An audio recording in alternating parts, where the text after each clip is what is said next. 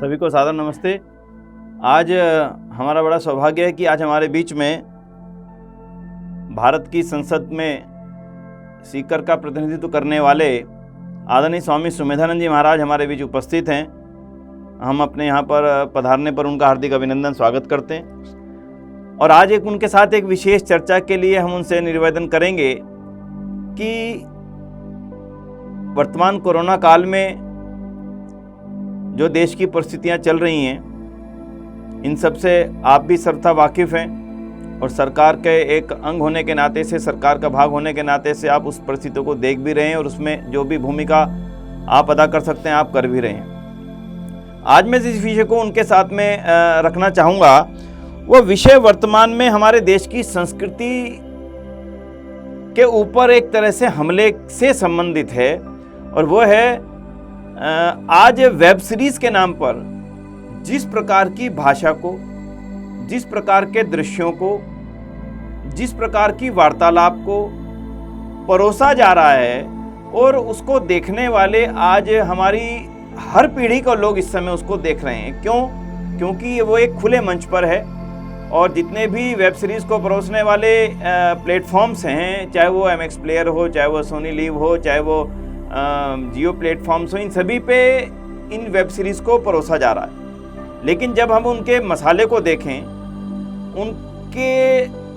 विषय वस्तु को देखें, तो मैं समझता हूँ कि वो सारी सीमाओं को लांघ चुकी हैं, जिसको हम एक सामाजिक सीमा कहते हैं, जिसको हम पारिवारिक सीमा कहते हैं, जिसको हम भाषा की सीमा कहते हैं। और अभी हाल ही में आई एक वेब सीरीज़ जो शायद आने वाले समय में एकदम से प्रस्तुत होने वाली है शीघ्र ही, जिसका नाम है आश्रम, प्रकाश झा द्वारा बनाई गई। उसके जो प्रोमो आ रहे हैं, उन प्रोमो के आधार पर मैं कह सकता हूं कि उसमें पूरी तरीके से इस भारतीय सांस्कृतिक परंपरा में आश्रम शब्द एक बहुत ही पवित्र शब्द रहा है। हाँ, किसी के करतूत के कारण से वो बदनाम हुआ हो, लेकिन उससे पूरी आश्रम परंपरा को बदनाम नहीं किया जा सकता। लेकिन उस वेब सीरीज से बिल्कुल एक दृश्य स्थापित कर दिया गया है कि आश्रमों में ये कार्य ही होते हैं। तो मैं स्वामी जी महाराज से निवेदन ये करना चाहूंगा कि इस प्रकार की वेब सीरीज जो आ रही है स्वामी जी, वो आने वाली पीढ़ी को हमारे देश की किस सांस्कृतिक परंपरा को दर्शाएंगी और इससे हम कैसे निजात पा सकेंगे। हालांकि उनमें एक समस्या है, वो कहते हैं कि इसके ऊपर हमारे देश का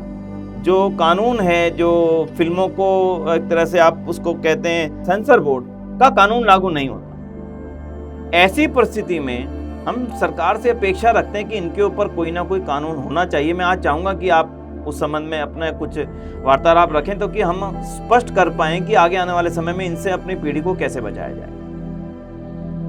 माननीय विनय जी, सबसे पहले तो मैं सभी सज्जनों को सादर नमस्ते करता हूँ। आपने आज जिस पीड़ा को व्यक्त किया है, जिस सीरीज की चर्चा की है, ये हमारी जो वैदिक संस्कृति, हिंदू संस्कृति है, भारतीय संस्कृति है, इस पर एक सुनियोजित आक्रमण है। और क्योंकि स्वाभाविक बात है कि इतने बड़े वातावरण के अंदर कहीं न कहीं कोई न कोई विकृति हो जाती है। किसी व्यक्ति का कोई शरीर का अंग विकृत हो जाए तो उस शरीर के अंग को तो पृथक किया जा सकता है। जैसे आप कई बार देखते हैं कि बहुत सारे ऐसे रोग होते हैं कि आदमी बीमार हो गया और उसका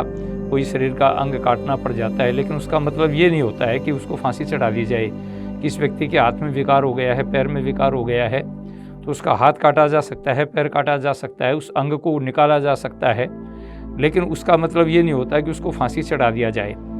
और ये जो सीरीज़ आ रही हैं इस प्रकार की, इसका अभिप्राय तो यही हुआ कि पूरी की पूरी संस्कृति को बदनाम करने के लिए एक बड़ा सुनियोजित षड्यंत्र है। महर्षि दयानंद ने स्वयं इस बात को कहा था कि इस प्रकार के लोग बहुत सारे संस्थाओं के माध्यम से आएंगे, परंतु उन्होंने भी इसका एक समाधान दिया है कि राज व्यवस्था का नियंत्रण इस प्रकार की धार्मिक व्यवस्थाओं पर हो, धर्म का नियंत्रण सामाजिक और राजनीतिक व्यवस्थाओं पर हो। परंतु बीच में कुछ ऐसी परिस्थितियां रही कि वोट की राजनीति के कारण हमारी बहुत सारे संस्थाओं को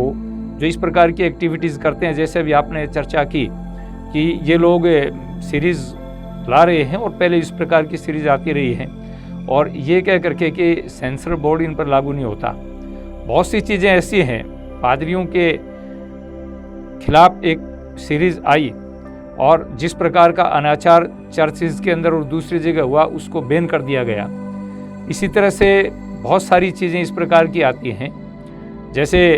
अभी पिछले दिनों राणा प्रताप के संदर्भ में कुछ बातें आई, राजपूतों के संदर्भ में कुछ बातें आई, पीछे महाराजा सूरजमल के बारे में कुछ बातें आई थी, और जब उन मुद्दों को उठाया गया, जबकि यद्यपि सेंसर बोर्ड ने उसको पास कर दिया था, परंतु जब उसके मुद्दे उठे तो उनको बंद किया गया, उन पर बैन किया गया, उनको संशोधित किया गया। आपने जो बात की है,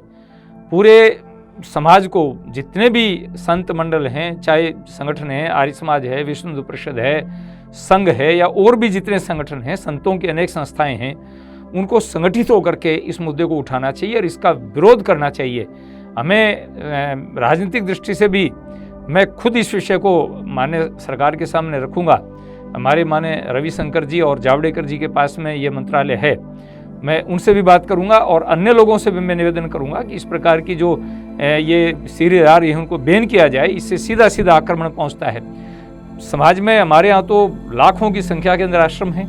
और लाखों की संख्या में आश्रम में मान लीजिए अब तक केवल गिनती के 10-5 आश्रमों में इस प्रकार का कोई भ्रष्टाचार का वातावरण हुआ है, तो उससे सबको बदनाम नहीं कर सकते। एक दूध बेचने वाला व्यक्ति अगर मिलावटी दूध बेचता है तो पूरे दूध को बैन नहीं कर सकते। एक खाद्य सामग्री बेचने वाली कोई एक कंपनी यदि कोई गलत काम करती है तो सारी कंपनीज को बंद नहीं किया जा सकता। वही बात विचारों की है, तो इसलिए बहुत गलत है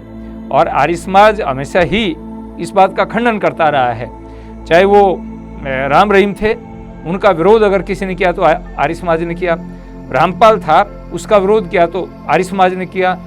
दुनिया में, भारत में कहीं भी कोई अंधविश्वास, अज्ञानता, पाखंड, अनाचार, भ्रष्टाचार हुआ है उसका आर्य समाज ने विरोध किया है, लेकिन आर्य समाज ने ये नहीं कहा कि आश्रम भ्रष्ट हैं, संस्थाएं भ्रष्ट हैं, ये एक षड्यंत्र है और इस षड्यंत्र का हमें पुरजोर विरोध करना चाहिए। तो मैं आपने जो बात कही है उस बात को राज्य के सामने, सरकार के सामने भी रखूंगा और मैं इस चैनल के माध्यम से सभी उन संस्थाओं को कहना चाहूँगा कि आप चुप बैठे तो कल आप तक भी उंगली उठेगी। इसलिए सबको संगठित होकर के इस प्रकार की विचारधारा के खिलाफ आवाज़ उठानी चाहिए, सरकार को पत्र लिखने चाहिए, माननीय जावड़ेकर जी को, माननीय प्रधानमंत्री जी को, माननीय गृह मंत्री जी को हमें पत्र लिखने चाहिए और उनके माध्यम से हम अपने बात को उठाएं ताकि इस प्रकार के चैनल्स के ऊपर रोक लगाई जा सके। और यदि वो उनको किसी व्यक्ति विशेष पर या आश्रम विशेष पर आपत्ति है तो उसका सबूत दें, सरकार उनके खिलाफ कार्रवाई करे, हम सरकार के साथ खड़े रहेंगे। ये मेरा कहना है। बहुत बहुत धन्यवाद। इसमें स्वामी जी जो बड़ी बात आती है वो ये आती है कि सेंसर बोर्ड इनके ऊपर लागू नहीं होता। तो हम ऐसा समझते हैं कि जो सीरीज आ रही हैं वो इसीलिए खुलेआम इस तरह की चीज़ों को परोस रही हैं, उनको देखने वाला कोई नहीं और उनके प्रोड्यूसर जो चाहे, जैसा चाहे, जो बोलना चाहे वो सब उनको बुलवा रहा है। तो मैं ऐसा आपके माध्यम से ये बात पहुंचाना चाहता हूं, अगर आपकी सहमति हो, कि इन वेब सीरीज पर जो भारत में परोसी जाएं उनके ऊपर भारत के कानून में परिवर्तन होना चाहिए और जो वेब सीरीज भारत में पब्लिश हों उन वेब सीरीज पर भी भारत का सेंसर बोर्ड का अधिकार बनाया जाना चाहिए। ऐसा मैं आपसे अपेक्षा रखता हूँ। इस संबंध में आप क्या विचार रखें? ये लीगल एक्सेप्ट है, आपने जो बात कही है कानून की प्रक्रिया का एक संबंध है और क्योंकि आपने मेरे संज्ञान में ये बात आज आई है, मैं इस विषय को देखूंगा स्वयं और देख करके माननीय मंत्री जी से इस विषय पर बात करेंगे और बात करके यदि ये सेंसर बोर्ड के अधिकार में नहीं है तो कानून बना करके सेंसर बोर्ड के अधिकार में लाया जाना चाहिए, ताकि कोई भी इस प्रकार का विषय यदि पब्लिक के बीच में आता है तो उसको अच्छी तरह से देख करके, चेक करके ही पब्लिक के बीच में जाना चाहिए, ताकि हमारी युवा पीढ़ी भ्रमित न हो। आज युवा जो है वो बहुत ही एक कच्चा मन होता है, सफ़ेद कागज़ की तरह से होता है, उसके सामने जो चीज़ परोसी जाएगी उसके दिमाग में वो बात बैठेगी और उससे हमारी संस्कृति के विपरीत वो बच्चे जा सकते हैं, हमारी युवा जा सकते हैं। तो आपने ठीक बात कही है, यदि ऐसा प्रावधान नहीं है कहीं सेंसर बोर्ड के अंतर्गत आने का तो हम सरकार से मांग करेंगे कि वो सेंसर बोर्ड के अंतर्गत लेने के लिए कानून में संशोधन करना पड़े तो कानून में संशोधन करे, ऐसा मेरा विचार है। मैं समझता हूँ अगर हम कानून के माध्यम से इन सभी वेब सीरीज को सेंसर के अंतर्गत ले आएंगे तो काफ़ी हद तक, मैं उन शब्दों को यहाँ नहीं बोल सकता आपके सामने, किस तरह के डायलॉग्स, किस तरह के दृश्य इन सभी वेब सीरीज के अंदर दे दिए गए हैं, शायद वो अपनी सारी हदों को पार करके स्वामी जी उसमें दिए गए हैं। ये बहुत ही एक चिंता का विषय है, पीड़ा का विषय है और इसको हमें उठाना चाहिए और मैं स्वयं इसके लिए अग्रणी होकर के आगे बढ़ करके इस विषय को सामने रखूंगा, अन्य भी लोगों से बात करूंगा ताकि एक प्लेटफार्म खड़ा हो सके और प्लेटफार्म के माध्यम से हम सरकार के संज्ञान में उनकी जानकारी में ये चीज़ लेकर के आएँ। तो मैं इस विषय में काफ़ी आपने जो बात कही इस पर ध्यान दूंगा और इस विषय पर कोशिश करेंगे कि शीघ्र से शीघ्र इस प्रकार का तो कानून बने और इन पर रोक लग सके। अंत में छोटा सा निवेदन अंत में कि फिल्में आजकल बंद हैं, सारा इस समय जितने भी हमारे फिल्म हॉल थे सब बंद हैं, नई मूवीज़ बन नहीं रही हैं, तो इसलिए सारा दर्शक जो है पूरी तौर पर इसी पे निर्भर है जो वेब सीरीज़ आ रही हैं। तो आप परिवारों को क्या संदेश देना चाहेंगे कि अपने बच्चों को, अपने नौजवानों को इन वेब सीरीज़ से मिलने वाले गलत संदेश से वो अपने को बचा के रख सकें? ये संदेश कुछ आप अपने सारे देशवासियों को आप देंगे तो हमें प्रसन्नता होगी आपके इस संदेश से, ताकि लोग इनके बुरे और गलत प्रभाव से अपने परिवारों को बचा के रख सकें। अभी लॉकडाउन का जो एक पक्ष था कि हमारे काम धंधे बंद हुए, हम घर में बंद रहे, उसका एक पॉजिटिव पक्ष भी रहा, सकारात्मक पक्ष भी ये रहा कि बहुत समय से अभिभावक बच्चों के साथ नहीं बैठ पाते थे। लेकिन इस कोरोना काल में, लॉकडाउन में जो कोविड-19 का ये मामला आया, इसमें परिवारों को बच्चों के साथ रहने का मौका मिला। और अब भी परिस्थितियां ऐसी हैं, बच्चे स्कूल नहीं जा पा रहे हैं। अब भी आने वाली ये अगस्त ख़त्म हो रहा है, माननीय प्रधानमंत्री जी का इसके बाद में एक विषय आएगा, गृह मंत्रालय का विषय आएगा कि आने वाले टाइम में सितंबर में विद्यालय शुरू हो पाएंगे कि नहीं हो पाएंगे, कॉलेज शुरू हो पाएंगे, विश्वविद्यालय प्रारंभ हो पाएंगे नहीं हो पाएंगे। और बच्चे, आपने ठीक कहा कि अब सब लोग ये जो सीरीज़, वेब सीरीज़ है, इनके को देखते हैं। तो मैं अभिभावकों से एक बात ज़रूर कहना चाहूँगा कि आपका बच्चा, जैसे आजकल ऑनलाइन एजुकेशन की बात आ रही है, तो छोटे छोटे बच्चों के हाथों में हमें मोबाइल देने पड़े हैं, मजबूरी में देने पड़े हैं। तो कहीं ऐसा तो नहीं कि ऑनलाइन एजुकेशन की अपेक्षाएँ आपका बच्चा ऑनलाइन वेब सीरीज़ देख रहा हो। ये एक सावधानी की आवश्यकता है। और यदि आपके संज्ञान में इस प्रकार का कोई मैटर आता है तो आप अपने बच्चों को अपने साथ बिठा करके उनको सावचेत करें, उनको सावधान करें, उनको समझाएं, ताकि वो इस प्रकार की चीज़ों को देख करके भ्रमित होकर के अपनी संस्कृति के प्रति घृणा भाव उनमें पैदा नहीं हो जाए, उनसे दूर नहीं चले जाएं। उसके विपरीत जो, जैसे अपना आर्य समाज का चैनल है और बहुत सारे चैनल्स हैं, हमें उन चैनल्स की तरफ बच्चों को जोड़ना चाहिए ताकि उनको अच्छे संस्कार मिलें, अच्छे विचार मिल सकें। तो मेरा अभिभावकों से और प्रत्येक परिवार से निवेदन है कि आप अपने यूथ को, अपने बच्चों को, अपने संतान को सावधानी से इस प्रकार की चीज़ों से दूर रखने का प्रयास करें और उनको आप मानसिक दृष्टि से परिपक्व करें, मैच्योर करें कि बच्चे इस चक्र में न पड़ें और वो अच्छी चीज़ों को देखने का प्रयास करें। यही मेरा निवेदन है। मैं आशा करूँगा इस चैनल के माध्यम से जो भी भाई मेरी बात को सुनेंगे वो अपने संतानों पर इस बात का ध्यान रखेंगे, अपने बच्चों का ध्यान रखेंगे और वो गलत सीरीज़ को देख करके गलत रास्ते पर नहीं जाएं, इस पर विशेष ध्यान देंगे। यही मेरा कहना है। बहुत बहुत धन्यवाद स्वामी जी, आज आपने सब परिवारों को, देशवासियों को ये संदेश दिया। मैं आप सभी को भी निवेदन ये करूँगा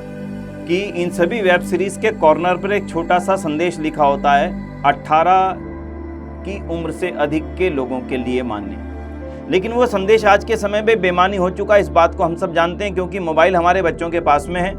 और उन पर वो क्या देख रहे हैं, क्या नहीं देख रहे हैं, हर समय बच्चों के ऊपर नज़र रख पाना संभव नहीं है। फिर भी आप यथासंभव उपाय करें, पूरे तौर पे उपाय करें, बच्चों के ऊपर उनके साथ में संबंधों को अच्छा बनाएं, उनके साथ में संबंधों को मित्रता का बनाएं और उनको समझाएं कि ये चीज़ें अभी आपकी उम्र में देखने के योग्य नहीं है। तो मैं ये कह सकता हूँ कि यदि इन सीरीज़ के अंदर आने वाले दृश्यों को हमारे इस बाल मन के अंदर, बच्चों के अंदर जाएंगे तो निश्चित रूप से एक तरह से हम उसके बालपन को बहुत बुरी तरह से प्रभावित कर रहे होंगे। तो स्वामी जी ने जो संदेश आप सभी को दिया है, मैं आप सभी से भी निवेदन करूंगा इस बात का विशेष ध्यान रखें, परिवार के बच्चों के साथ मिलकर के रहें और अपने आप नज़र रखें कि हमारे बच्चे इस समय क्या देख रहे हैं, कैसे देख रहे हैं। मेरा ये निवेदन रहेगा। इन्हीं शब्दों के साथ में मैं स्वामी जी महाराज का बहुत बहुत आभार करूंगा। वे हमारे बीच आकर के उन्होंने दर्शकों को अपना संदेश यहाँ पे प्रदान किया और मैं निश्चित रूप से अपेक्षा उनसे करूँगा कि वेब सीरीज़ के ऊपर भारत सरकार निश्चित रूप से कानून शीघ्र लाए, ताकि भारत का सेंसर कानून, सेंसर बोर्ड इनके ऊपर अपना अधिकार रख सके। मैं इन्हीं शब्दों के साथ में स्वामी जी महाराज का पुनः आभार करता हुआ नमस्ते करता हूँ। सभी को मेरी ओर से बहुत बहुत सादर नमस्ते।